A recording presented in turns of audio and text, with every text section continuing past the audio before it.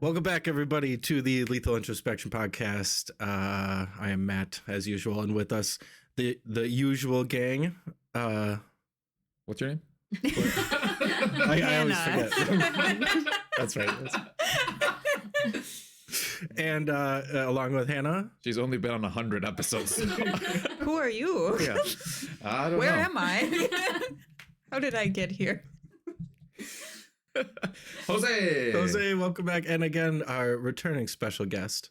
Lindsay, hello. Thank you for having me back. Film specialist. She still hasn't provided the equity to become a partner. Still a special guest for now. Special guest for now. We'll see how it rolls out. No, it's like calling in the experts. Yeah. Mm-hmm.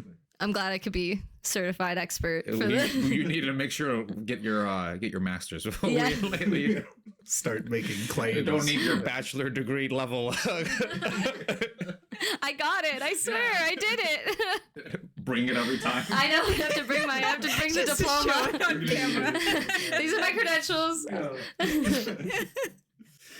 And today for the podcast, we watched Uncut Gems, which is a movie that came out in 2019 starring Adam Sandler and a couple other people you recognize. One of them, Kevin Garnett, which is pretty fascinating. But so the reason we picked this, we didn't know Lindsay had seen it. We picked it because Jose hadn't seen it. And that's sort of the driving force of the podcast. So that's why we picked it. And my ignorance. Since Jose, you are the only one that hasn't seen it yet, let's start with you with your first impressions. I really liked it because I am very into the Seinfeld-esque kind of hijinks that this movie has, where it's really about nothing, but it's mostly just about like a day in the life of this crazy man, essentially, and how he's got so many balls in the air, but they really don't really amount to much except him trying to stay above water for a little while longer. And I love those hijinks. It reminds me a lot of like George Costanza from like if he were the main character of the show, like this is, I feel, what the energy of the show would always be. And the season finale would always be him almost getting shot in the face. Yeah. I think I took this movie way more seriously than you did. Oh, okay. Seinfeld-esque hijinks. Yeah. All right. So by contrast, this is your second time, Hannah. How are you feeling about it the second time through? Oh, what is it that we said upstairs? I hate it, but it's brilliant. Yeah, this movie stresses me out, and I think it's trying to, so I think it does a very good job, but this is the second time I've seen this movie and I'm anxious the whole time. Even if I know how it's gonna go, I'm still stressed, and like I'm overstimulated the whole time, which I think is on purpose as well, like a stylistic decision to really drive that home. But all of the like talking over, there's constant yelling, there's constant noise. This is an uncomfortable movie for me to watch, but I think it's brilliant. Yeah, the reason that I put it on the list initially was because, from my perspective, just echo what you're saying. I feel like it's a masterclass in how to create tension through literally silly hijinks, as Jose said. So that's the reason why it made it for me. But Lindsay, give us your. This is the second time you've seen it? Yeah, this is the second time I've seen it as well. And I mean, that's a really good point, the tension aspect of it. And yeah, Hannah and I were just talking a little bit before this about, I mean, the film absolutely does an exceptional job at moving the audience to experience a certain thing for the duration of the film. And anytime a film can do that, can evoke a feeling out of me, that's what makes it a good movie for me, because so many things have to go into that. It's the writing, it's the acting, it's the directing, it's the I mean, even the way we're moving through the scenes, like there's a lot of handheld camera work. There's a lot of tracking shots. There's the talking over each other in dialogue. There's a lot of noise. There's music underscoring things in moments that we already can't really hear what's going on. And we're going from room to room. We're doing a lot of, one shots and scenes, and all of those things are just overwhelming. They're overstimulating. There's no moment of I feel calm and I feel grounded. And so yes, it's such a great film to look at for creating tension, because it uses all of these different techniques to create tension, and it holds it for over 2 hours, which is wild. Like, it really does keep us in this suspended space of I don't feel comfortable, I don't feel safe, anything can happen, like this character might die, like what's going on, you know, and yeah, so that's what makes it a good movie for me. It's also a movie that when I had seen it the first time, I was like, yeah, I could never watch that movie again and I'd be okay with it. It's a movie that I do not like. Yeah, and I have a handful of those where I'm like, wow, this is a movie I really dislike, and it's a good movie. And yeah, this is one of those for me that I just am like, and now that I've seen it this second time and we're having the chance to discuss it, I can be like, now I really can never watch it again. And I'm like, whew. Yeah, get all your catharsis out now today. it's like really out there. Thank goodness. So that's like, that's my biggest thought. And that's what I had experienced the first time. And, you know, I think there was a little bit more the first time, you know, what is this about?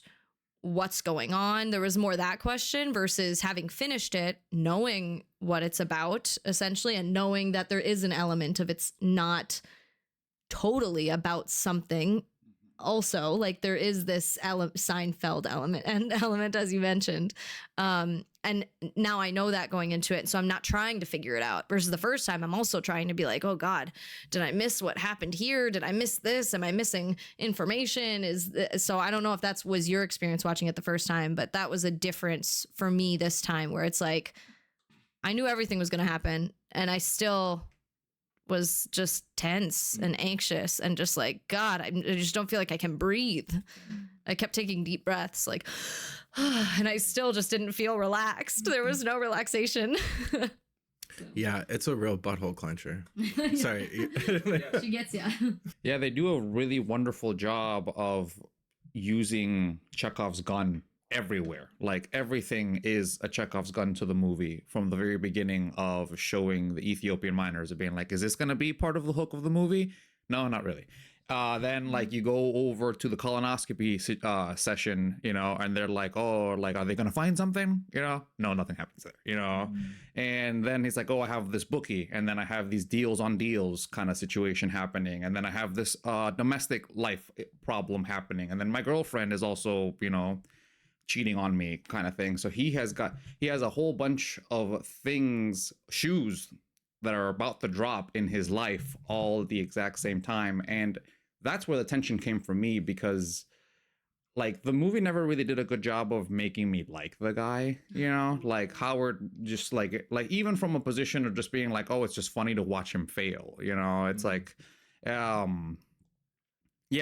like I wasn't entirely sure what level of comeuppance he deserved in that way, right? Because he's obviously a sleazeball, right? But does he deserve to die? I don't think so. You know, it's like he deserves for his wife to leave him. He deserves the public humiliation that would come from that. You know, there's a lot of things that he does deserve, but it, you know, what ends up happening to him seems overstepped in relation to the level of tension that the movie was applying, especially considering that it did such a good job of that, you know, a catch and release when it comes to the tension, because at the very end, the thing that got him killed, you know, was a victory dance essentially at the end, right? It's it was very unexpected, very, very wonderful. And again, from the Seinfeld-esque perspective of once he died, the movie just keeps going, you know, and like then another guy dies, you know, the guy who was supposed to be the main antagonist then gets taken out by his own crew, right? And you're left just with the ambiguity of, okay, so his girlfriend now has the money, you know, and the mobster guys know that she's got the money. So it's like there's still a whole bunch of like threads, you know. They know where his family lives. Like the story isn't done just because he's dead, but because of that, it feels like it's a lot about nothing, because it's still going in that way, you know. And him being the catalyst in that way, you know, created a lot more tension. But ultimately, now he's dead, and now it's like, okay, he was our main character, and you know. He got the biggest comeuppance, but it wasn't satisfying relative to, you know, the stakes that the movie was trying to throw down, right? You bring up so many fantastic points there's a lot that of like threads there's I'm like gonna so pull many on things I that. know, and I want to like name them so we can like discuss them for a while, because there's first the pin of the shoes dropping that I want to comment on, like Same. the shoe dropping part. And then I I know I don't want to forget them, because I was like, oh, there's actually a bunch of things I'm thinking about right now. There's also the comment that I want to put a pin to in the almost lack of focus on our central character, kind of keeping me disconnected from that character in a way that I don't know if now that what you just said, that, yeah, I think that's another pin. Like the disconnect from our main character, I think is maybe something that's lacking because of this, I don't know what this guy deserves or doesn't deserve. I feel almost a bit he feels almost not human enough to me. Like I'm seeing this human element of his whole life, but yet I don't actually just see a moment of slowdown of just like, hey, this is a real person. There's no like real connection with him at any moment. Anyways, that was another one. And then shoot, I'm going to lose it. No. Oh, I want to get into the Seinfeld-esque thing too, because I feel like I agree with you in a sort of broad view way that zoom out, not really a story about anything, but there is, I think, a lot that we can pull out of there, right? And maybe it's just my, Cynicism. no, maybe it's just my racism. Hebrews in New York just feel all. It's the same energy. Yeah. So, you want to pull in? Oh yeah, like I mean the shoe dropping. The shoe drop. Start with that. The only comment I want to make, when you started saying that about how you felt the movie was giving you the tension, I thought you were going to say something like you see Howie with all these balls in the air, and it's so representative of what adult life is like, where you just have all these things that are in the back of your head that you're constantly like, did I pay that? Did I call the people? Who's coming next month to fix? Is that thing leaking? Like, fuck, what? Okay, so holidays are right around like there's all this bullshit that is constantly no like, breaks. Yeah, and I really connect with that, like, how I imagine Howie is feeling it like that. So that was the only comment. I thought the shoe dropping, you had said specifically Chekhov's gun, and I would just flip that and say it's almost the opposite, because Chekhov's gun is we see the gun, we'll use the gun, but we see a lot of guns and they don't go off. We don't use them. So like the potential of cancer. Oh, we see a polyp. Apologies. You're right. It's a red herring. It's the exact, it's a flip on that. Yeah. There were a lot of guns. I was just wondering which one they were going to pick up. Yeah. And then the literal gun. So there was a Chekhov's gun at the end, and we saw a literal gun and it did go off. So eventually that literally did happen. But like, yeah, there were a lot of moments that I was expecting something to happen. But yeah, that's really interesting, because even the gambling, the first bet that he makes, that he drops 50 grand on that first bet, and he wins, and he's in the back of the cab and he's freaking out because he just won. And we're like, okay, great. My teacher would always say this joke where he'd go at the beginning of the play with Oliver, and he goes to the person, he goes, may I have some more, please? And they go, yep. And they put it in there and they're like, curtain. That would be the end of the show. And so like, that was this moment where it's like, okay, you won the money. It's going to be okay. Right. And then we find out, and instead of making him not win, that was such an interesting writing thing that they did, is they let him win, but they had another party pull the money. So he didn't win, and like just somebody else got involved and prevented him from winning, but he did win, but he didn't. And so it's like, just that's such a wild thing to pull under. Like, we watched him win, we're like, okay, he didn't lose the money, and it's true, he didn't lose the money, but he didn't gain the money either. And that was a really interesting shoe not drop. That's one thing that's interesting, is like it's natural, I think, for me to feel like he's crazy, how he keeps like throwing in on bets as soon as he gets money to reverse his situation and to get himself out of trouble. But in reality, from what we see, he's great at making bets. It's like he knows that he can get himself out of this situation, but everything just keeps getting screwed up. Yeah, that's his superpower. Or something. It's like that's why he does it. He gets the jimmies, he can feel them, and then he rides them. The issue I felt when it came to like trying to get that connect of his hecticness, right? Trying to parallel it to just being an adult, is the fact that all of his hecticness comes from him being a sleazeball. You know, it's like all of those extra calls, all of that extra running around town is all because he's trying to fix issues based around his gambling addiction. Hardly any of it is actually based around his actual business, you know, or trying to incur new business. It's all just about trying to be like, let me make this trade because I already have this other guy's pendant over there, and now I can't walk in there without something inside in my hand. And I think it's one of the in the light retrospect that I can have of the movie, I think it's interesting how the whole of that small little society is kind of like in on it in that way, because everybody's trading shit with each other. You know, when one person says I have it in my safe, everyone understands that it's not really there. You know, like I'll have it to you by next Friday, you know, means don't sell it, please. Don't you dare. I'm begging you. Mm-hmm. And also a little peephole into the Jewish community of having connections internationally, right? You have individuals that you know from remote areas that you can then use in order to be able to facilitate you getting, say, $100,000 opal for, and potentially flipping your money 3-4 times over, depending on, you know, on how things would have worked out, right? And how even in that little scene where he goes and he trades in his Knicks ring for the Celtic ring that he needs for Kevin Garnett, like after they're done speaking and like he's like, oh, now you have a vig of 20%, and now the guy's like, are you okay? Like, you know, like there's still like that, you know, like familial concern aspect of it. Yeah. And the people that he owes hundreds of thousands of dollars to are the people he goes and reads the Torah with, you know. And it's like, yeah, like it is, I can't just kill this guy because like everybody knows me and him, and you know, on top of, there has to be just some level of like, I'm kind of an idiot for having gotten into the situation with him, you know? So like in teaching him a lesson, I'm pretty much saying to myself, I'm a fool, you know, which I feel like a lot of people's ego keeps them from pulling the trigger in that way. You know, be like, okay, I'll give you some more time because I believed in you before, you know, like show me that shine that you supposedly had when I first believed in you.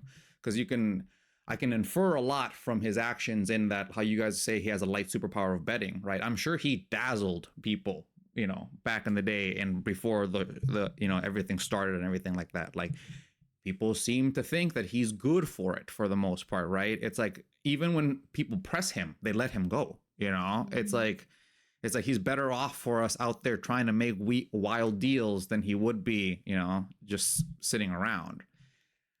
Yeah, it was very, very cool. At the same time, kept it really difficult for me to be able to relate because I'm not a sleazebag, you know? So like, I just don't have that. But I can imagine how it would feel like to watch this movie and be a gambling addict or even a light gambling addict and be like, oh yeah, you know, like, and then just feel so sad about the fact that he died before he could get the payoff. Yeah, before he get the big payoff. It's like probably talk like about edging, right? Yeah, it's like essentially like a gambler's hell in that way, right? It's like you're like, you know, you have the sure thing, which is like the mythical thing all gamblers talk about, is like they know this is a sure thing, right? And he actually has it, and not actually, and then having the like the euphoria of knowing you won, knowing you have the money, and then, you know, dying right afterward is oof. Twice they did that to us in this movie, where he wins a bet and he gets, and he can't, like, for a moment he thinks he gets out of it. Yeah, it's weird because I do feel sad at the end when he dies, but not because I'm a sleazeball, I don't think. But maybe. I think it's because he's easily pitiable. Well, and it's not just that. I watched him lose for an hour and a half. Yeah. You know, like there's like this feeling of being owed a win that you build throughout this movie, especially since a lot of the stuff that happens isn't his fault or within his control. It's his fault for being in the situation in the first place, because he's doing business with all these people and he's throwing money around in really irresponsible ways. But it's like they didn't bring the opal back, you know, when they said that they would. And there's a lot of little things like that make it a lot worse. So like this movie, like the end of it is totally shocking for me. I never, like in my first watch through, and I actually somehow forgot about it, I never expect him to die. Part of it, even though like he's clearly in a dangerous situation, but the fact that there's this like familial connection and the way that they engage with each other, and they never like seriously hurt him, although it does escalate a little bit. At the beginning, it's just like they just take his clothes, they put him in a trunk, stuff like that.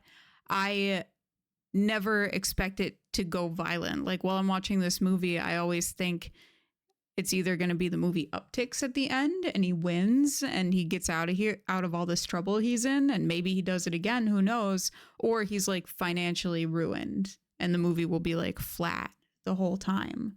But yeah, him getting shot at the end and how quickly it happens just blows my mind every time. In review, I'm pretty sure every act of violence that is inflicted upon him is his fault, though. You know, oh, for sure. Yeah, like, and I don't mean like on the overarching, like he owes people money and because of that they're like, you know, but like when he get like the times he gets hurt, you know, it's because he goes and he's got such an unbelievable ego problem where he's like, he sees the two goons at the play and he has to go and confront them about it right there and then, you know, and it's like, what good could that have possibly done for him in that way? Yeah, he just goes up and is like, this is fucked up.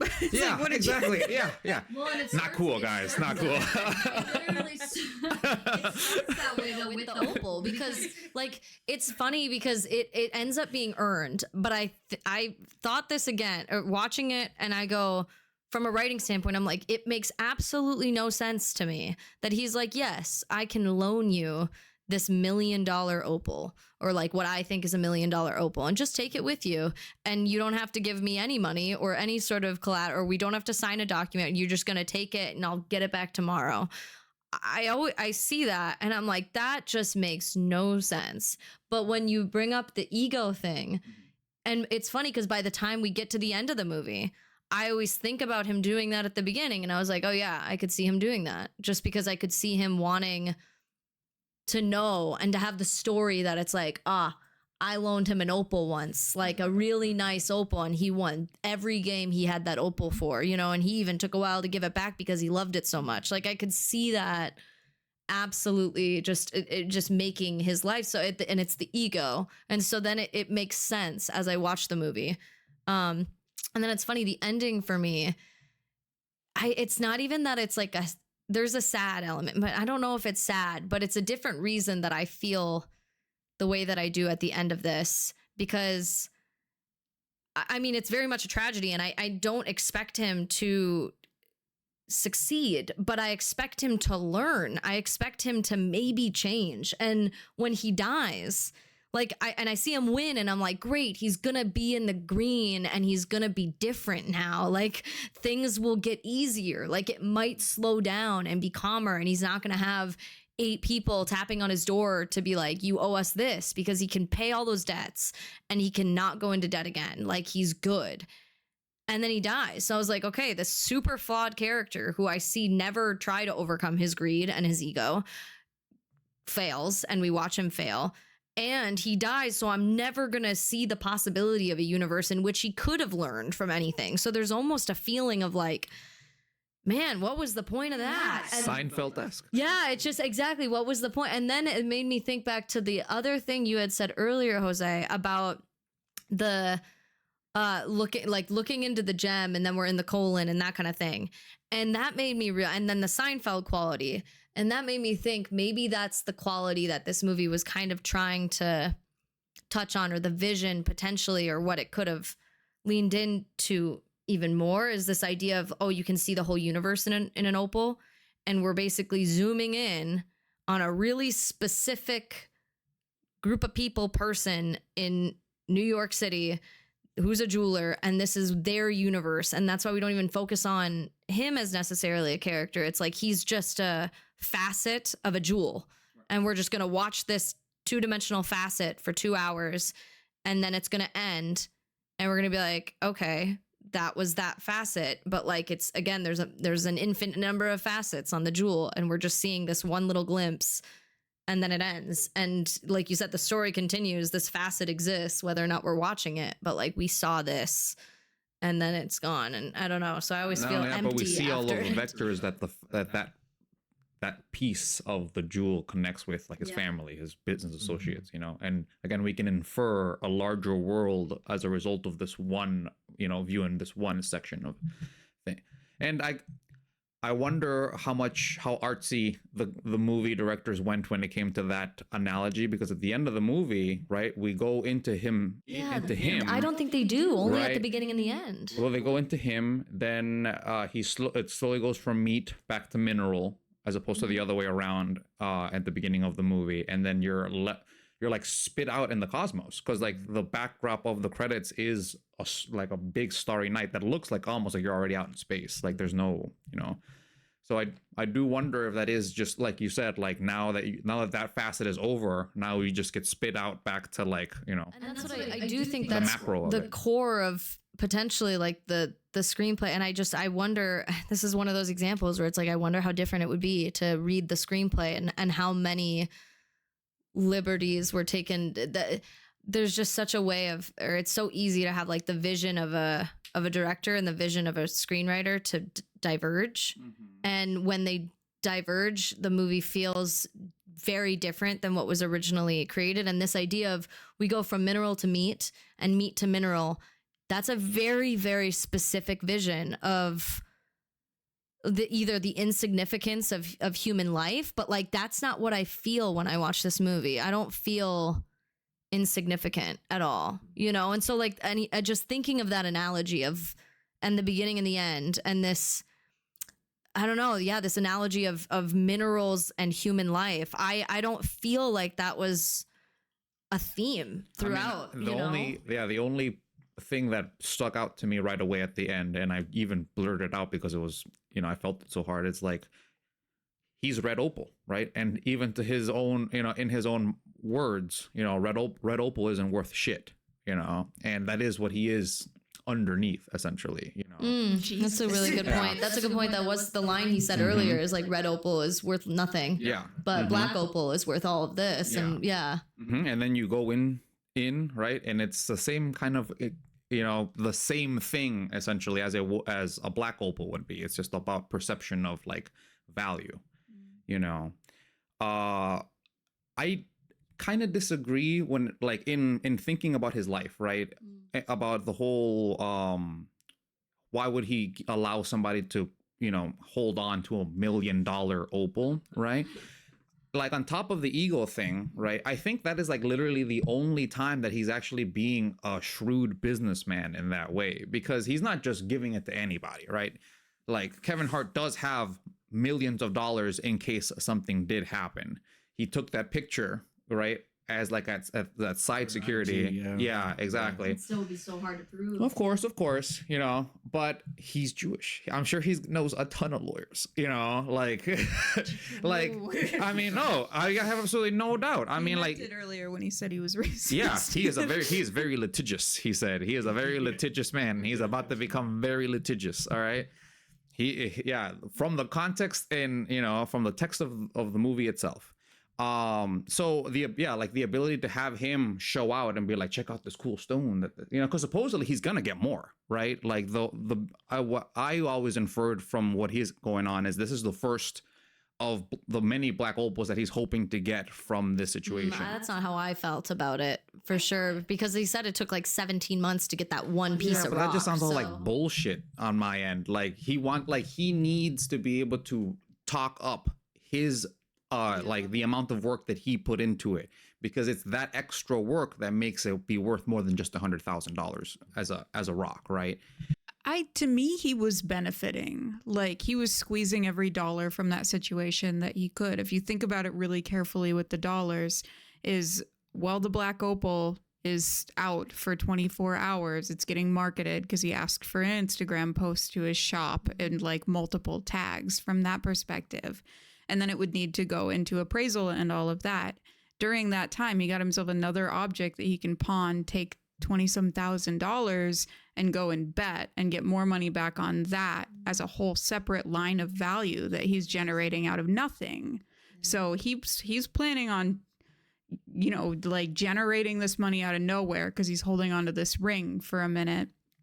quadrupling it or whatever that would look like, and then just having like $100,000 to throw around when he gets the opal back, sends it to appraisal, and then sells that. Is like, I think it's just all this gaming is like second nature to him, and it's all going through his head. It's like, I can send this here, like borrow this much money to go like make more gamble. money. He falls into a mania. He falls into like a very manic state. Oh, for it's sure. like fetish. Well, he's addicted to gambling. I mean, it's a vice, yeah, and like it's not, even if we only see him succeeding from a pure statistic standpoint, like he obviously has had to fail several times at gambling, and he continues to do it because he's addicted to it. And he bets at knives edge like situations, like whether they're gonna hold the ball for like get the ball first, you know, like how many rebounds they're going to get. Like they're stacked bets. He Yeah. says they have to, and it has to. That's what a 3 parlay. Like, yeah, so every single one has to hit, and it multiplies the odds. That's bananas. That is I'm getting a little crazy. flustered thinking Just about even thinking about that. Like, are you kidding? Yeah. That's like betting on a roulette table and be like, I bet it's gonna hit 3 on the first spin and 22 on the second spin, but I only win if both of those things happen. But I win 3 times as much, right? If I do it. Yeah. Oh, that's insane. I feel like the gambling addiction is like the perfect backdrop for the driving tension of the movie, because you're betting along with him. You know, you get to go in the passenger seat and cheer or boo. I'm like, yeah, you don't get a gamble choice because of this. Yeah, exactly. I think his like economic position also showcases the quick descent that his life is going in terms of the fact that he doesn't really deal in money anymore, right? It's all trade. He's pretty much gone back to like a bartering system situation for everything that he's got, because nobody has hundreds of thousands of dollars that they're walking around, right? Like KG had to go to, KG had to go to the bank first to go get, you know, he's not just walking around with them. Like, it's all like, it makes a lot more sense seeing it from that perspective as to why hyper wealthy people would want jewelry that way. Like because now at that point it can become a bartering chip, as opposed to needing to have to walk around with $100 grand in my pocket for you to take me seriously, right? It's like, listen, I want to borrow your Lamborghini for 3 days because I have a music video that I want to take. Take my pinky ring, right? It's worth $50,000. You can have your guy appraise it, right? And I'll bring it back. Like it really is just like a devolution back to bartering, but for high price items that cash or or a credit situation can't facilitate anymore, because the numbers are just too large. It's just collateral. Yeah. So now you have to operate under collateral, which is essentially just the bartering system all over again, you know? I think it's just coming fresh off the heels of The Wire, but watching this, like, with that in the back of my mind is like, oh, these are all the rules of the diamond game in New York, man. Like, you don't carry cash, you carry rings and watches. Yeah. You don't sell watches, you like get rich people to come look at your shit and get them to tell all their friends about it. You know, well, and the amount of free agents that you have to have out in the world, because that's what Damani was, right? He was out there trying to club and trying to like talk to, big name people in a lot of different areas in order to bring them back here, so that way he can get his cut, from every single sale that comes in, in that way.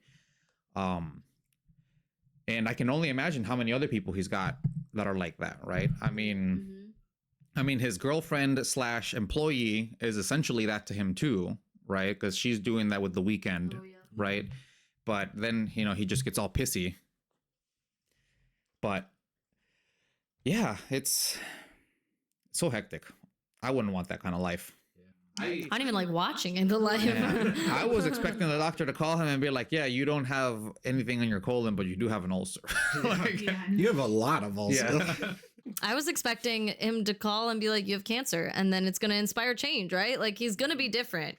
Something's going to change, right? Yeah. And that's just, but that's like, again, there's just all these rules, and I just expect it to follow, standard rules in cinema, and the movie doesn't, which again is where I think we can get really good films. And then it does when it comes to it being a tragedy. But I mean, for the example that you had said about all these shoes dropping and we're expecting it. And there's all these guns and then none of them go off. That's extremely unusual, like in film. And it's extremely unusual that we still have those major beats. Like, he gets the stone, or he gets the gem. And like that happens like 10 pages in and it changes everything. And then it's like, oh, and Kevin Garnett's going to take it with him, but he doesn't show up. And then this happens, but then this happens. And so like, there's a lot of that, but yeah, there is part of me that I expect, because the way he goes about life is inherently unsustainable to what I think watching it,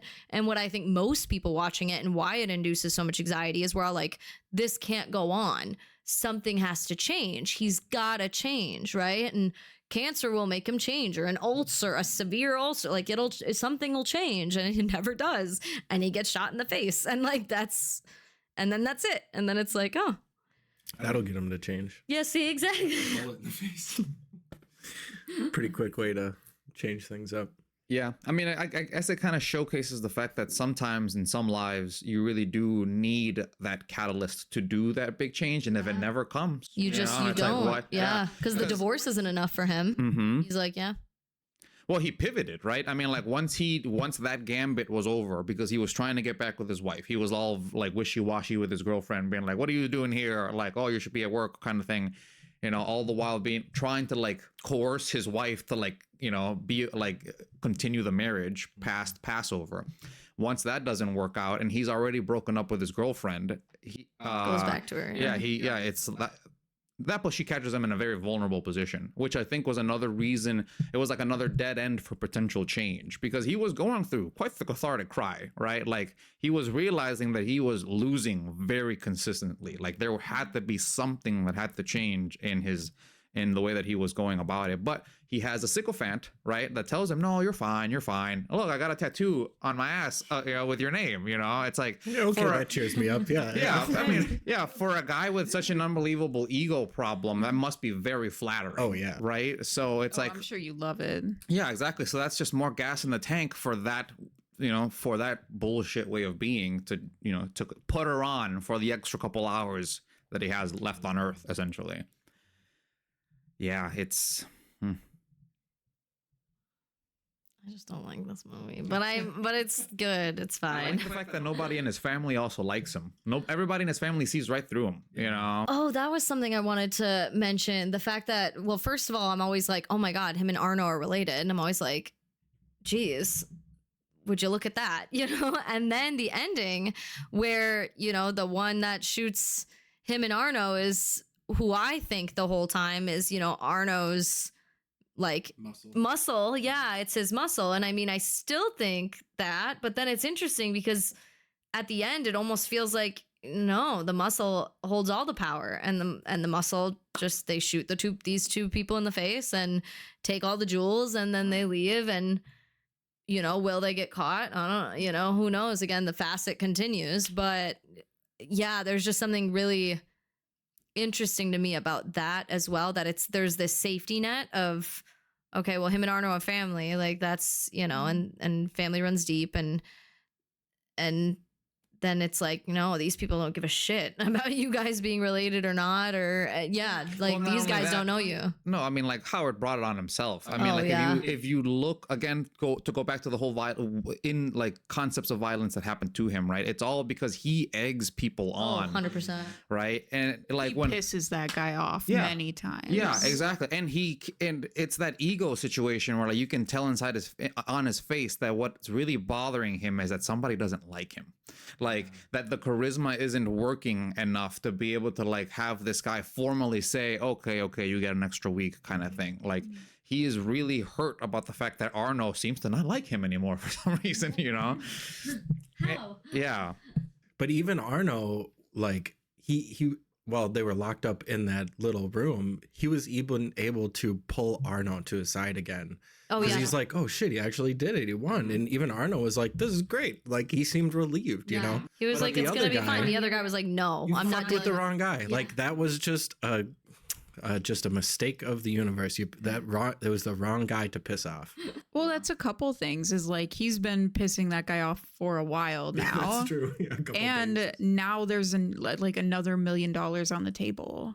is like people change if you throw enough money out there that's available, if you make the right moves.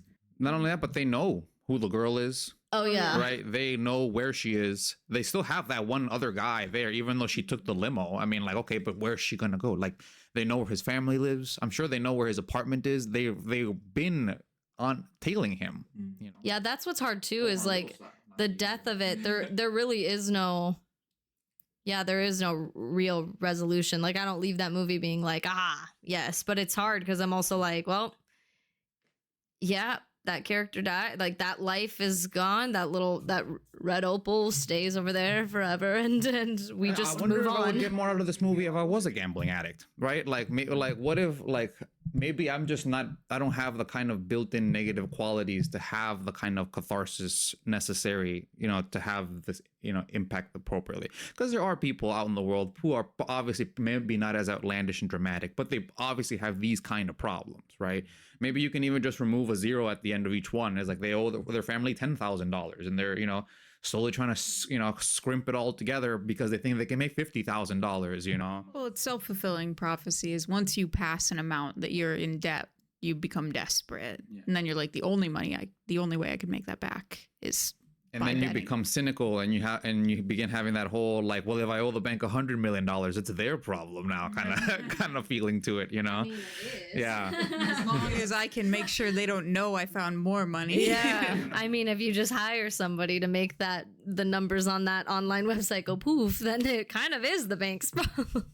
Yeah, That's another matter. From an introspective perspective, one thing I enjoyed about Howard's character, right, is in his own twisted way, he is operating in good faith, right? Like, he understands who he owes money to. He knows he's broke. And it's not as though he's not trying to do gambits necessary to be able to pay the people off that he needs to pay off. I don't feel that way though. I don't think that's the case at all, because he could have paid at least part of that off instead of doing the gambling from the get-go. And that's what's so hard is we hear how much he owes right away. And it's like for Arno, what it was 100K. Yeah. And he owes that other bumbling guy like 15 and he grand. Was able to sell something immediately. He was able to sell, you know, the Weeknd's necklace or whatever for 23 grand, right? Was one thing he was just immediately able to do. And presumably he didn't need to get that necklace back to anybody, right? No, like did. That was he was supposed to. The Weeknd's necklace? Yeah, that guy in the club was Remember asking the guy in him the club about was it. like, where's my cross necklace? I need it by tomorrow, right before he has that big fight with the Weeknd. So like everything in his life is leveraged and doesn't belong to him pretty much. Yeah, he's gambling with collateral all the time. Although I gotta take back what I just said, because it's obviously not true, because when Arno confronts him in the car, he tells him that you've repaved your pool, like you've done all these other things in your house. So yeah, I take it back. I seriously, like, I think we're left with a question of if he ever has any intention of paying back his debts. I don't feel like he does, because he could have done that 23,000 instead of gambling it. Like, presumably he's still making money at his establishment too. Like, he's obviously not in the red being a jewelry salesperson, and even just getting that jewel for 100K, selling it for 175, which was way less than what he was expecting. But if he can do that again, I mean, that's a $75,000 profit every single time. That's insane. So like, he'd be able to pay these people back really easily. And he could have easily been like, here's 20K I got from this necklace and I've given it to Arno and now I'm only $80,000 in debt. But like, he has no intention of doing that. Maybe that's it's like, problem. Is he really broke even? Or is he just not wanting to pay people? He's chasing the dragon. Baby, he's fucking, he needs the hit. Yeah, I really think that's what it is more than anything. Because I think we watch him win, which is really what we don't expect. Like, I expect to watch him lose and then have to change. You know, I watch the tragic hero lose everything and have to get better. And like, he doesn't do that. Like, he already is down in the red and he thinks he gets out of the red and he still doesn't, he doesn't even try to get out of the red. He just wants to keep playing the game. Like, he wants the hit. He wants to gamble. He gets 175,000 from Kevin Garnett. And what's his first thing? We should bet on this. Like, that's crazy. Like, he could have paid off Arno. He could have paid off everybody, and he could have made a profit from that alone. But instead he goes, let's make a bet. That's insane. Like, that is the moment where it's like, we watch him, that he could change and it could get better, and he doesn't. So it's not surprising. That's like when you actually get to see him be manic. We saw it. I mean, I don't know. Like, but I feel like there was like genuine like theatrical thing they did with the camera or whatever, like when his face just like lights up when he's like talking to Kevin. He's like, oh, and that's what we should bet. Yeah. I talked to a guy one time that worked in fraud investigations for a while, and he was like talking about major companies, and he was like, the people that commit fraud on like a criminal level where you're talking about a lot of money are rich people. Mm-hmm. It's never about the money. He said it appears to be ego and the like, can I get away with it? Mm-hmm. Can I do it? Yep. Because it's not like and then it's it's probably the obsession too of like, oh, if somehow something was to happen here, at least I have $8 million in my Swiss bank account. You know, like there's something in that I could easily lose it all, probably because of knowing that the root of their wealth is potentially problematic. I'm thinking of specifically like the Wolf of Wall Street and that energy. And it's like, he knows that the root of his wealth is inherently, he needs to burn the money as fast as possible. He needs to get it out. And but he's also so obsessed with it. He's got so much that it doesn't even matter. Right. And like, yeah. So I think that's a great point, that just the hit of why people would commit that. I could see that. And I think they touch on it in Uncut Gems for sure, in like a smaller scale. Well, we saw maybe 3 opportunities to pay off his most risk heavy debt, but he seemed like his whole life is running. He's always going from one place to another, from one appointment to the next thing, and he's ducking and dodging people. And like, I think he likes living that way. He loves it. Yeah. He must, because I mean, he doesn't even have ulcers. So like, dude is thriving in that. This is his environment. Yeah. It's all in the game, It's the game. Just got a little more fierce is all. Yeah. You guys want to do ratings? I have one more little thing that I want to mention. And maybe you guys can help chime in here. I thought the movie was going to go in a more Catch Me If You Can esque kind of way to it, when being my first time, right? Like watching the first game, right, when he gives the opal, right? I thought the movie was going to automatically start going downhill in terms of his fortunes right there, of being like, he lost, he also doesn't have the opal, you know, like there's a bunch of negative situations that happened to him at the same time, and it was going to be a matter of like trying to keep away from the goons, and also, you know, trying to get back. Like I really thought that was going to be the energy of the whole movie, you know. Subversion. Yeah, big one. Well, and it is that energy, but they do a great job of making it about a different thing every time. We don't just stay with he gave away the opal and he's not going to get it back. Nope, he gets it back, but he's already made 2 other problems for himself. And so it's like, okay, and now he's solved one of those, but he made 2 other problems for himself. So it's like we keep watching him make it worse before the previous thing even got better. And it's just like, it's just a mess that, and yeah, like you said, he lives a life like that. But yeah, Catch Me If You Can thing, I didn't expect that, but I did expect, like I said earlier, like change. I expected him to lose and lose bad and have to change. And we don't. We watch him tie up that loose end, even though he's cut 3 other strings, but like he keeps being able to tie them. It's somehow. And yeah, I still don't understand how he was able to do it for so long, but I guess that's why, you know, one of the questions that I'll ask in watching a play or a movie is like, why today? You know, why are we dropping on this character now? And it's like, it's the day that he couldn't tie up all the loose ends, and it leads to his demise, you know, like he couldn't sustain it. And he apparently did that for, I mean, at least 40 years. Like we see it in his child at the age of like 12. His kid's already doing it, so presumably he was taught the same thing from his dad. And it's just, he likes that from his kid. Exactly. He's like, yeah, good for you. Like you put money on the game. Yeah, exactly. You got 25 on it. Okay, cool. And you're splitting it, right? Yeah. Like it's just woo. And then I do think, just going back to something you had said about the willingness to pay people back, that made me think of the moment in the car with Arno, and he doesn't even mention how much he put on the bet until he learns that Arno took the money out. And then he's like, you kicked us out of 600,000. When he knows that neither of them are going to see that money, he says how much he earned. But he doesn't say it before then, because he doesn't probably intend to pay him back, or it's like, or he doesn't want him to know how much exactly. He's like, back. no, but I got it though. I'm good for it. I won this bet. He loves that. He has that. It's the collateral. It's the wearing the jewelry. It's my pinky ring. It's fine. But he doesn't say how much it actually was worth until he knows he didn't get it. Tactical question. Can you go to a casino and cancel somebody else's bet? Well, it wasn't the casino. It wasn't a casino. It was the just a dude. Personal bookie. Yeah, it was that one dude. Yeah, that guy restaurant. that he was at the restaurant with. That's why it's even higher stakes, I think, at the end. And that I think is just good writing from the standpoint of like, God, she literally goes to like a casino thing and makes a formal bet that you cannot get out of. Like, and we watched a bet get canceled earlier that he won.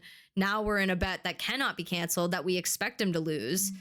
And it's just like, yeah, the stakes just somehow got higher in an already high stakes environment. And I think that's just really good writing and good on the tension building, because they showed us an example earlier of canceling. And so we're like, but we know now he can't do it in this venue.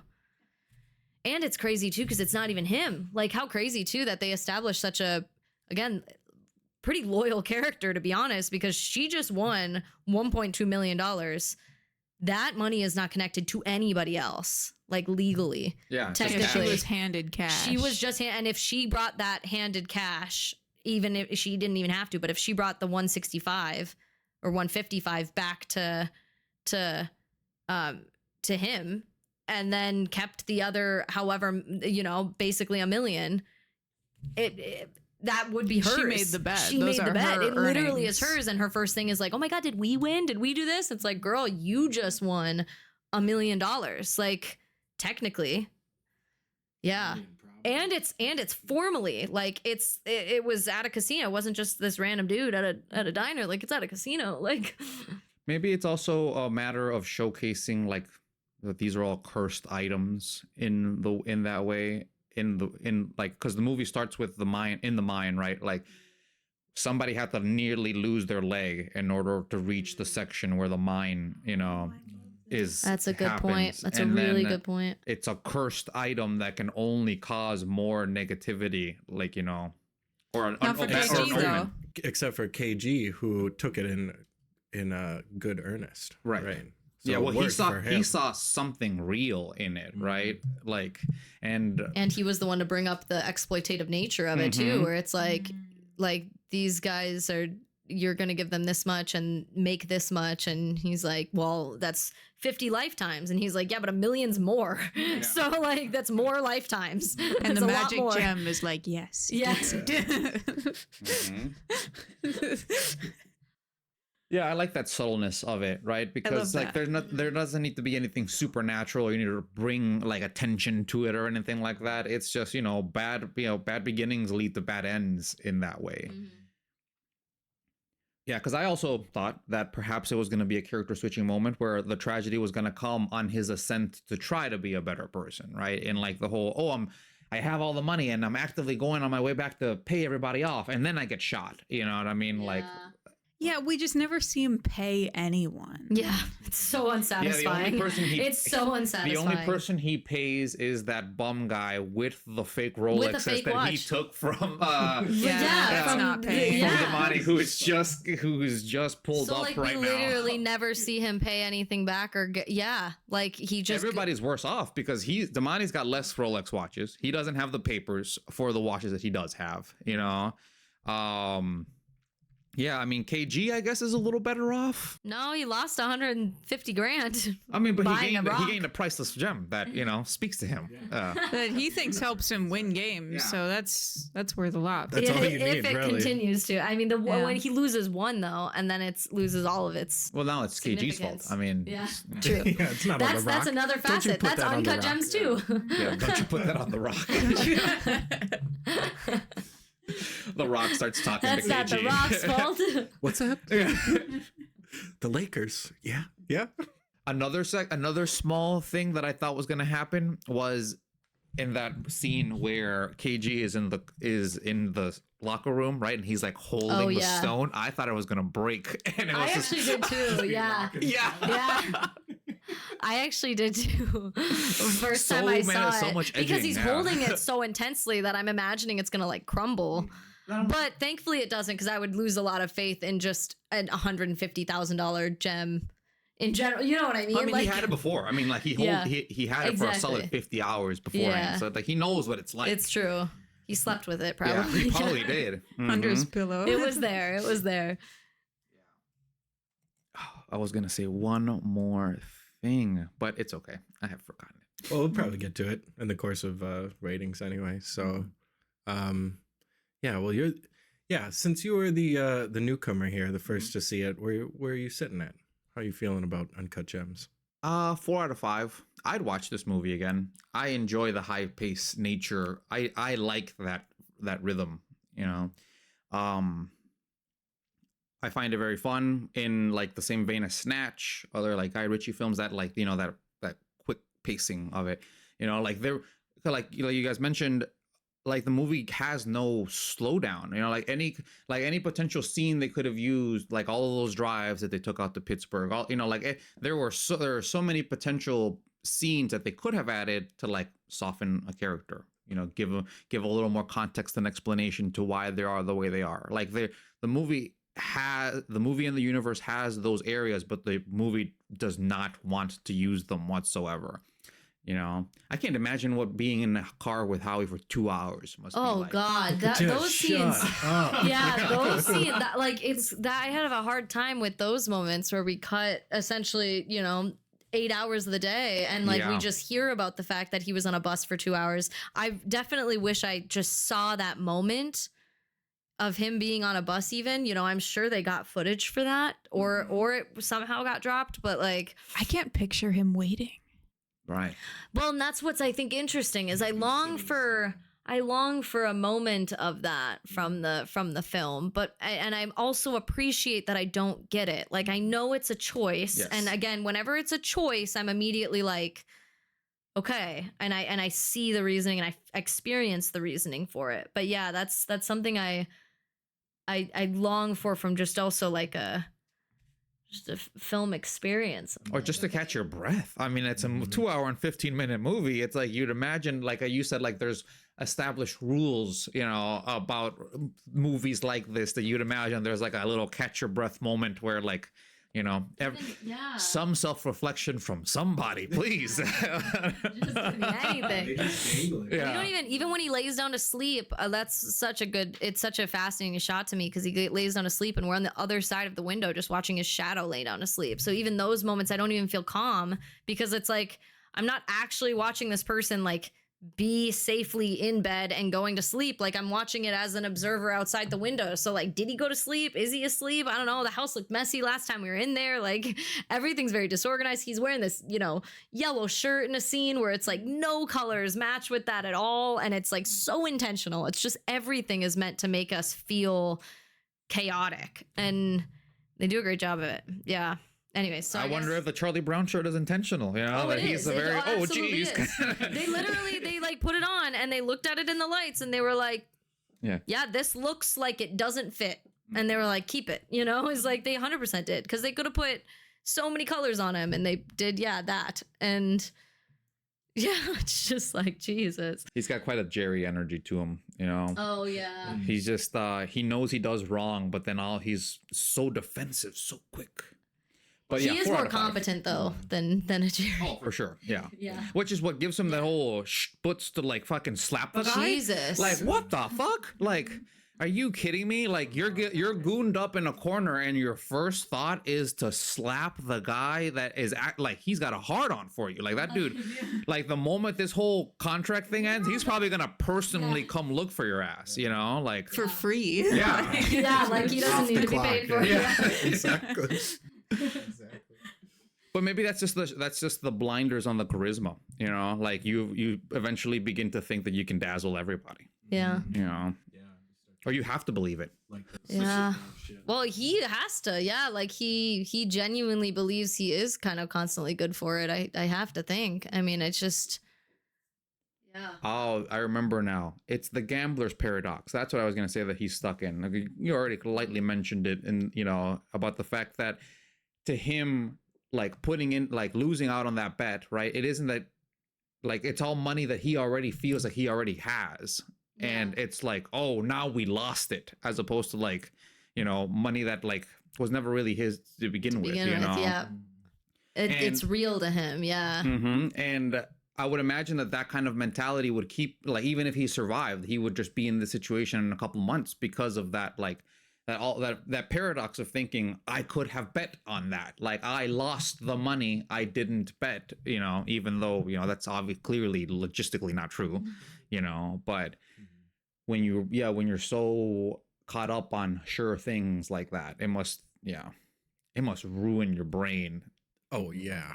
Well, and we watch him go into debt with 1, 2, 3, 4, 5 people minimum. And that's just the people we see. That's just the ones we see. No, 6. There's another one with the jeweler guy. And yeah, I mean, that's 6 just from what we see minimum. And like, I might be missing some. And so, yeah, it's when someone actually does push him and it's like, no, we're actually going to kill you if you don't give us this, then maybe he does pay them off, but he probably pays them off by taking a loan out from a new person. So it's like, again, just cutting strings Peter to tie previous ones to just cut a new one. But he's Jewish, so he doesn't care about that. It's all in the game. Yeah. So yeah, I'm intensely curious because you keep saying you hate this movie. Oh, but it's also, yeah, so it's hard because I like hate giving it a 4, but it also probably is a 4. And I do, the hardest part I have with it though is the beginning end tie together. I just feel like there was an opportunity in that from like the overarching vision of the movie that I miss in the duration of it. Even on second watch through, that I'm like, there was a through line that I think was lacking. But again, it does feel kind of like this. I've glimpsed inside of a gemstone that is human life, and I'm seeing this person's life and everybody around him life. And I'm also seeing the vice that he's having to, I wouldn't even say struggle with, because it's like, it's just so innate to him that I don't even think he struggles with it. It's just part of him. But yeah, it's probably a 4, but like from a personal preference, yeah, I don't like this movie, but I distinguish that when it comes to ratings. Yeah, it's really if like the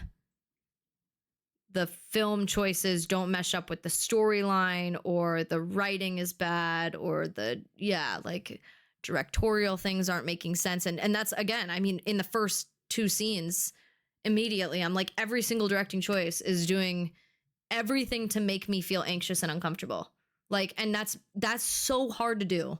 Like, they had to, everybody on sound, everybody on costumes, everybody on the writing, all the actors, like the lighting is super harsh. The camera work is handheld and just jerky, and we're following, and doors don't shut, and then they do shut, but I didn't hear what was just said. And that's just in like the first 5 minutes. And like, so many choices were made to make us feel that way, and they do it successfully in both times I watched it. So much so that I, at the end, didn't believe he actually died on my second watch through of it, even though I'd seen it before. So like, that's really impressive. So yeah, they did a great job making the film. Yeah.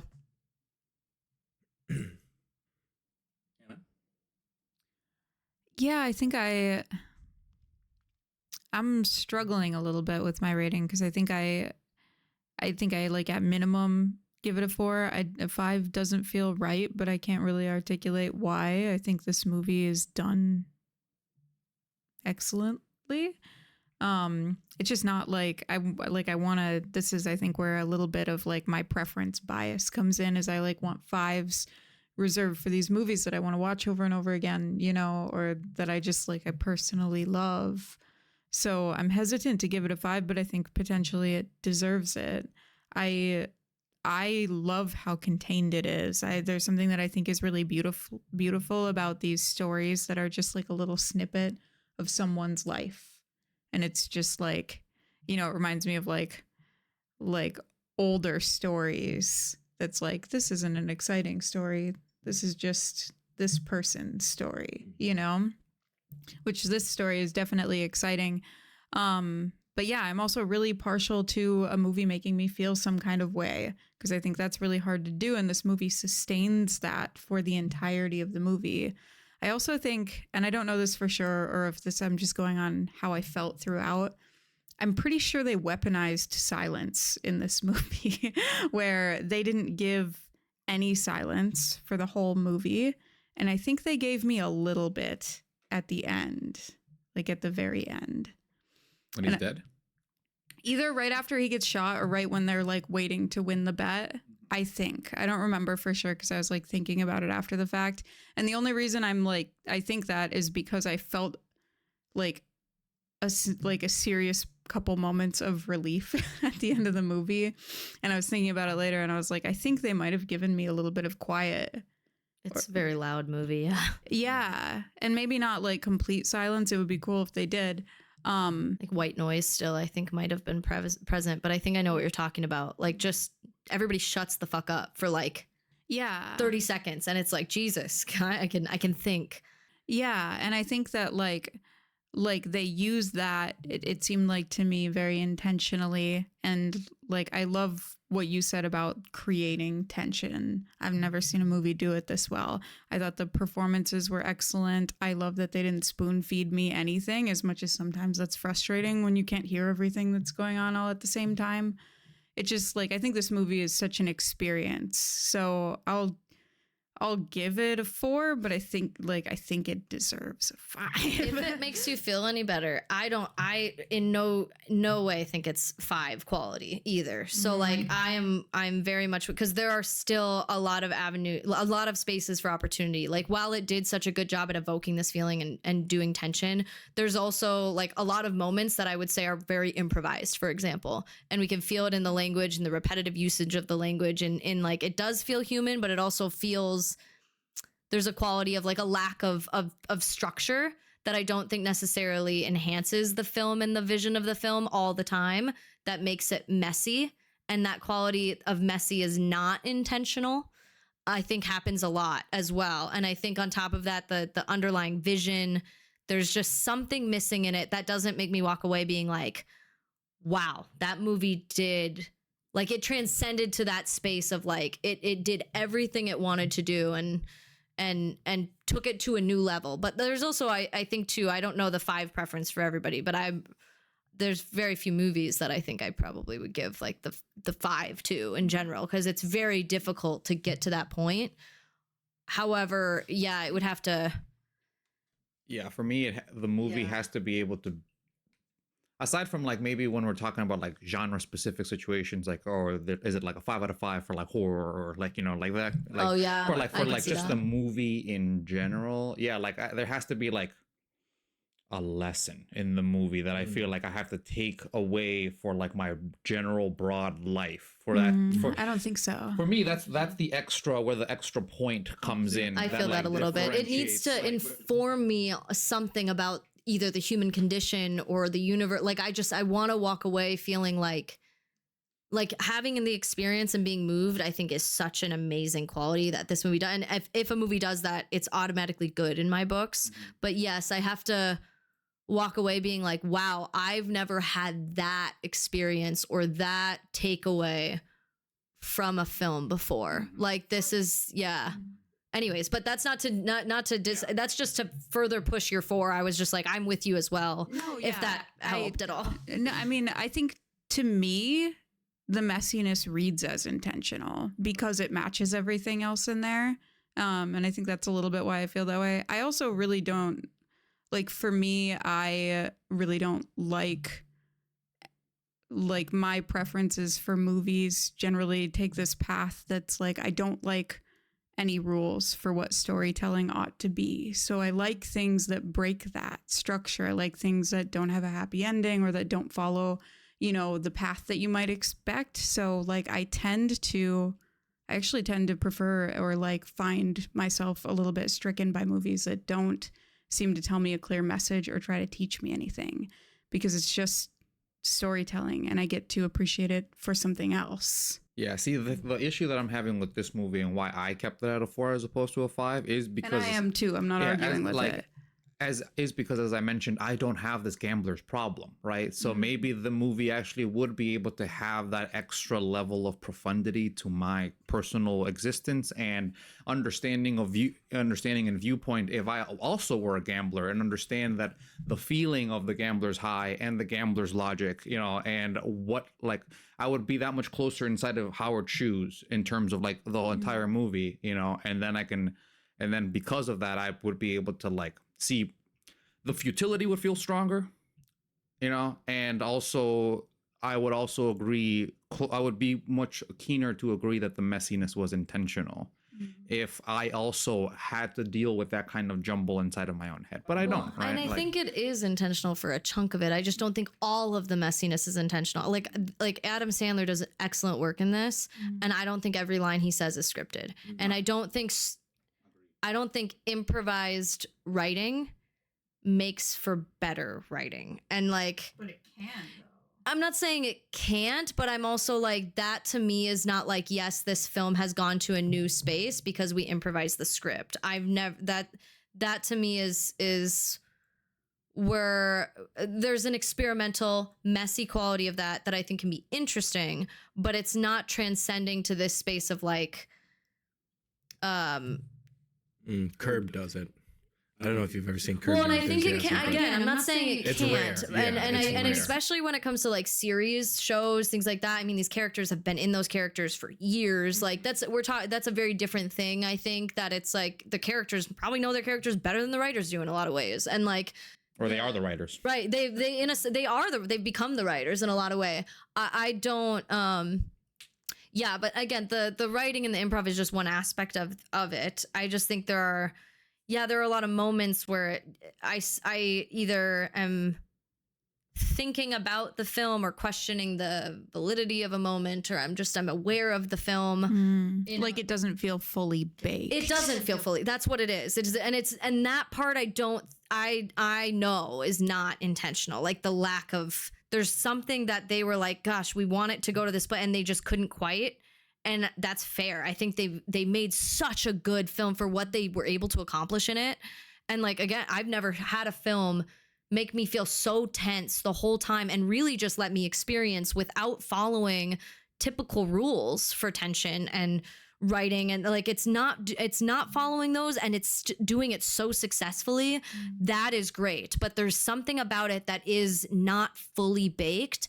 And I don't know what that is. And I mean, I have a number of like things as I watch it and that I've mentioned throughout this that I'm like, these are things that were lacking for me. And some of them I'm like, yes, there's a choice in this part of it, but there's also a non-choice in these other parts of it potentially. And that it reads to you as not an intent, like not a clear decision. That it's like this wasn't necessarily, just like a clear choice. This was a, for like even just getting that stacked conversational, stressed out overlapping of dialogue, leaning on improv rather than writing that is automatically like a half-baked quality for me, because there are playwrights that have genuinely perfected speaking over each other, and everything every single person says in those moments will still matter. Like if you were to actually isolate what that person says and what that person says and what that person says, it actually influences the world and what's going to happen next.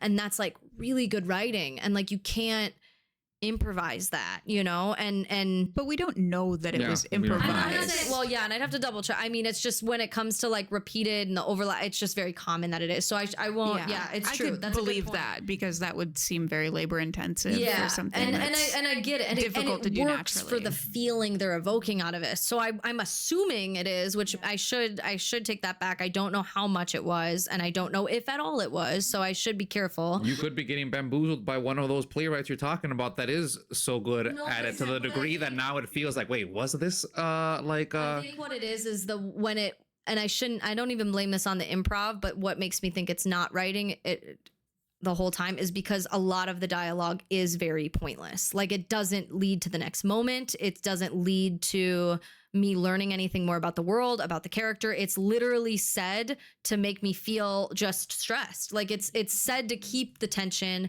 keep me in the experience of there's always tension. It doesn't even always be like, oh yes, that was a very human response. That was a very human overlapping of dialogue. Like I'm taken out of it because it feels almost forced in multiple moments, that it's like we just have to keep it going, and that's I think a big element that makes me not give it that like, or feel the half-baked quality. I shouldn't say half, that's aggressive, not fully baked. Yeah, no, I don't know that I ever like noticed that myself, but I'm sure that was in there, because like I just don't know how you could sustain 2+ hour tension and make it like have it be natural or feel like it would be an extreme accomplishment. Right. Well, and they had great actors to do it. It shows up when they start being really, especially like it shows up a lot in film and shows when people start repeating swear words. And like how many F words 506 F bombs in this movie, which is insane. And there were like 3 sentences where it was just back to back. Are you fucking kidding? You fuck the fuck. You fuck the fuck. It was half of the words they were saying was fuck. So then I'm like, but is there a way we can, write this better? It's like a little bit of the thought I have, because as great as the word fuck can be, it's also not how human beings convey thought to each other. Isolated. Well, no, again, in a moment, but again, it's not how we actually can communicate from a standpoint of like, now I need you to understand my point of view. It's like saying shit to say shit. Well, right. No, but I think you're missing that's where in the story where it's like, this isn't propelling me forward. This is being said to be said. And it also takes me away from like even the human quality of like, get the fuck out of here or leave me the fuck alone. That inherently means something, but fuck it, fuck this, fuck that. Like there's something that's less inherently meaningful in that. Just shows his mania to my mind. Like that's what it does to me. It ups the tension, like you were saying, is it keeps it like when someone is like swearing, especially if they're not joking around, there's like an implied urgency in there. And that is like they wanted that vibe through the whole movie pretty much. I think some of it, like when I hear like some swearing a lot, I think some of it like conveys the culture to me, but I like we don't need 500 like that is excessive. I think it showcases the fact that he's just like a barking dog, all bark no bite in that way. So but like it's not just him, it's like, I mean, he brings it out of people. Like, yeah. It's just everybody so says annoying. The F-bomb a lot. You're the most annoying person I've ever met. Anyways. Yeah, I think, so right off the bat, points for Adam Sandler. This has to be his best movie, right? I don't think there's any argument. Yeah, he as does far really, as, really great work in this. Yeah, I like this work. Wait. Happy Gilmore. I'm just kidding. Well, no, he does. Have you guys seen? So. Why am I forgetting the name Punch of Drunk it? Love. Yeah, he does good work in that one too. But I love this. I love him in this character. That movie is weird. This movie very is weird movie. Not as weird. So that's why I think he's very grounded. Well, as grounded as he can be in this character. But I think it was just a great casting choice. Yeah. Yeah, he did very well. It's easy to pity him. He's very human. There's something about anyway, so I really enjoyed that, and I won't belabor the point about the tension. Clearly it's gold star. The pacing, like Jose, I find it just intoxicating. There's something about having my butthole clenched for 2 hours. It's like extremely That's funny impressive. we were like, both the women are like, fuck that, dude. Like, it's too much. It's too much. And I watch like horror movies, but there's something about like social tenseness, like I spent a lot of this movie horror. With like my no kidding. really though. But also just the never-ending list of things he has that aren't getting dealt with. That drives me nuts. Yeah. So I feel like that day to day. I thought you said that very astutely, and I've been like reflecting on that a lot lately about how in the back of my mind I'm always like, I have to RSVP for this event. I have to call that person back or set up a meeting with, like, I wake up in the middle of the night. Like, I never responded to that email. Oh, fuck. Like, Did we get that inspection? I got to call the... I blame that on the frontal lobe. And I heard something really interesting recently in watching a video of a guy that does just free climbing up like serious heights. And he was having an interview with somebody and they were like, why do you do this? And he was like, I think the biggest thing that benefits me or that from doing this is the fact that it recalibrates my understanding of danger. Because in a society where we're not actually in danger often, our brain will hyperinflate things that aren't dangerous. And I think this is part of the reason why anxiety is so rampant now, is because we are constantly not actually in danger the way that human evolution would have had us in danger, at least in this part of the world and in parts of the country. And because of that, all of a sudden, the fact that we have this never-ending list of things that are relatively superfluous, like, and they don't really matter, but our brain is inflating them because it's our only sense of real danger that we can create for ourselves. And the human body is like needs an element of survival aspect to it. Well, and I was latches like, onto it to keep you on your toes. Exactly. And so when he said that, I was like, that's such an interesting point. He's like, like I climb these walls and then all of a sudden I go to a family gathering and everybody's really worried about the turkey getting burned and I just don't feel worried, you know? And he's like, and he's like, it doesn't stress me out because my body earlier today or last week or last month was potentially going to fall to its death after climbing for 100 feet in the air. And I was like, that's actually such a good point. I think I need to find some danger. Well, and like you can even do it safely. Like I thought about it when I did top roping recently, just in Minneapolis, and I haven't rock climbed in a long time. And I'm not afraid of heights. Like genuinely, they don't freak me out. And I was climbing this wall and I'm roped in, but I was roped into directly the wall. Like I wasn't belayed by somebody else. And my brain was just like, it's just you in this rope and this rope could fail and you're climbing really high. And like, and then I look down and I'm like, wow, my survival instinct and my heart rate is actually heightened because I am 40 feet in the air. Even though I'm roped in, like my body is like, wait, this is like actual danger. Like, wait a second. And oh my God, it like really calmed me down for like the following few days. Like stuff would happen. I was like, yeah, I don't feel... It just like it reset me a little bit. And that was just top roping. So I think there are ways to do it safely that also engages with that danger aspect. I wonder if that happens for exercise too. When people exercise, if they... When I was driving a lot, I got that. Yeah. Like, because it's an inherently dangerous task to do. Right. And if you do it for hours and hours and hours statistically every very day, dangerous. Yeah. It does do something to you where Well, and just things will happen randomly when you're driving, especially enough. Like somebody merges and they didn't have a blinker and all of a sudden you're swerving out of the way. And it's like that spike is real danger. And yeah, that's a really good point. Shortens that spike, which is fun. Like, because you're like, oh, fuck. I'm fine. Yeah, exactly.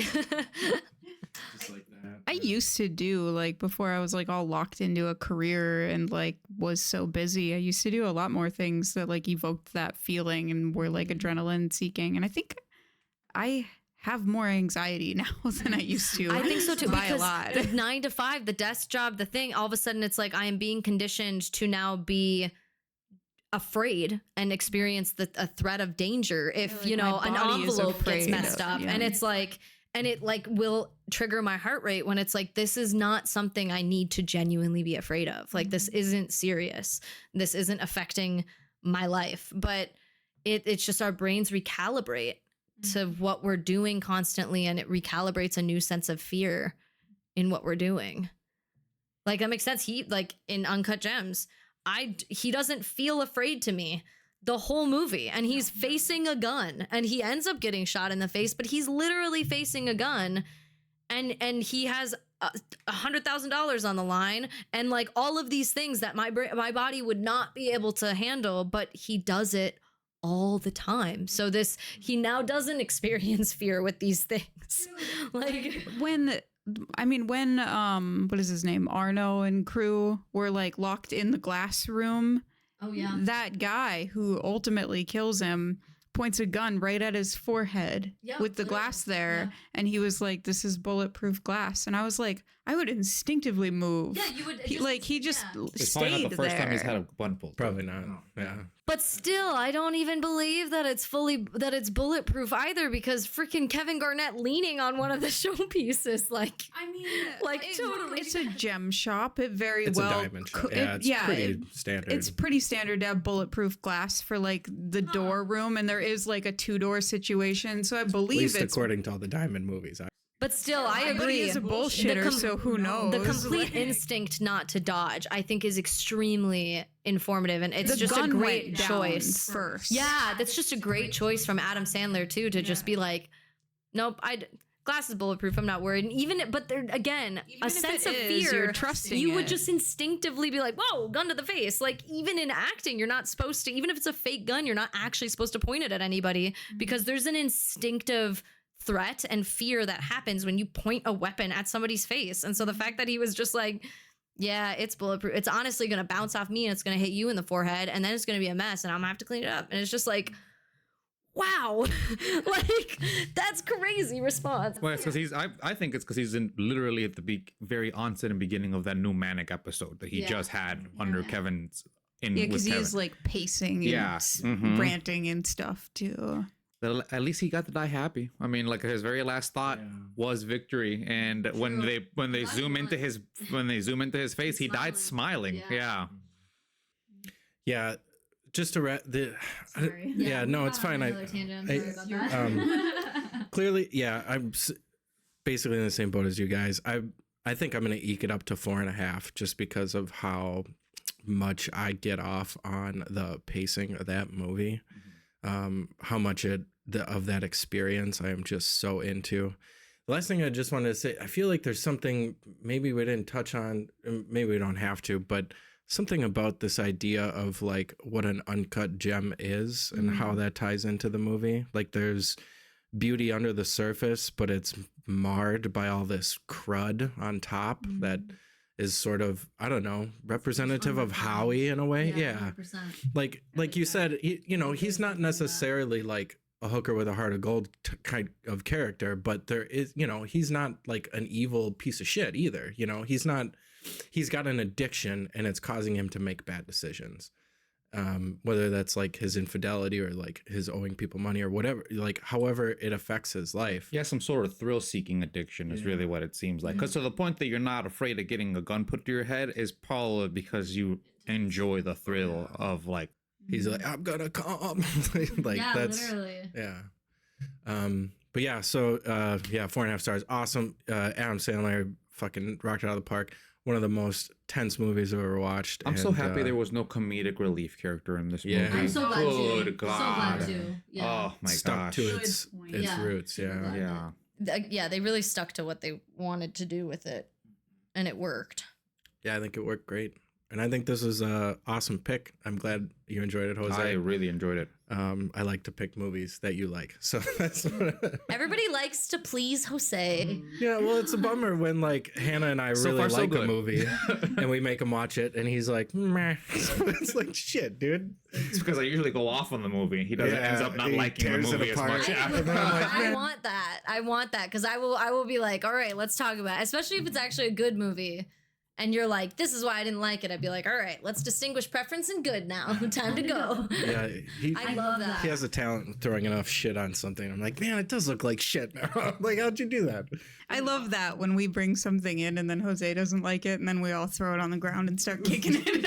I don't want to play with you either. Yeah, I do wonder what the analogy behind Uncut Gems is. Like, I think it's the human thing. from my POV, I think it's more about the concept of trying to work with unrealized gains, in that he's selling this piece of rock because of the amount of carats that supposedly are in there, right? So he's selling on the idea of what this can be, because it's not supposed to stay, that big chunky thing. It's supposed to be broken down, cut into carats. Each carat is worth between $1,000 to $3,000. That's the dream for real, right? It isn't the stone itself.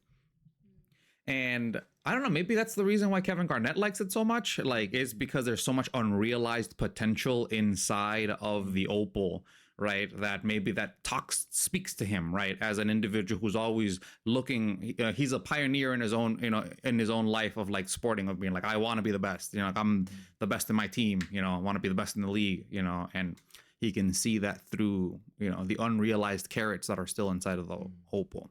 It's just, my, I don't really see like, the whole human muck on top of beauty doesn't really, it's that aspect doesn't speak Unrealized to me. potential is similar to concept though, as like the muck over the things that make us whatever. I think that's very similar. Unrealized potential, and Like it's I don't see it. It's Just his gambling addiction that's holding him back from becoming like a actually decent person or something. I don't know. I mean, like it's just the whole throwing down fortunes on unrealized things, right? Because like the way he's talking it up, be like, I'm gonna make $1 million, and then once he gets appraised, it's like 1/10 of what he like, because who knows who's right? It's like, did he get a shoddy appraisal because he was so late to the situation, or is that really the price of the thing and he's just been bullshitting everybody the whole time? Is me asking this question me falling for the trap of his bullshit, by already applying even a modicum of like potential doubt to the idea that it is worth $1 million, isn't just worth 100,000, it's worth $1 million potentially, like I don't know. Yeah. Unrealized potential. Yeah. I like that. Unrealized gains. I see more of just the human analogy of an uncut gem being, inherently unrefined and just, like an, I mean, it's, I'm trying to like reduce it to the language it's already reduced to. It's just like, it's not, it's uncut, there's just nothing, we still can't do anything with it. It's still, we're missing still what it could be. There's the potential, I think, wrapped into that. It's just the nuance of human nature being inherently uncut. And the person that really wants it uncut. Well, exactly. Like we're all just I think that's the idea. Uncircumcised. yeah. Uncircumcised gems. Yeah. It was just wants it uncut that had me. Well, with that, It's Kevin Garnett. if you made it this far, thanks so much for listening. And we'll see you next time. Take care of yourselves. Take care. Good night. Bye.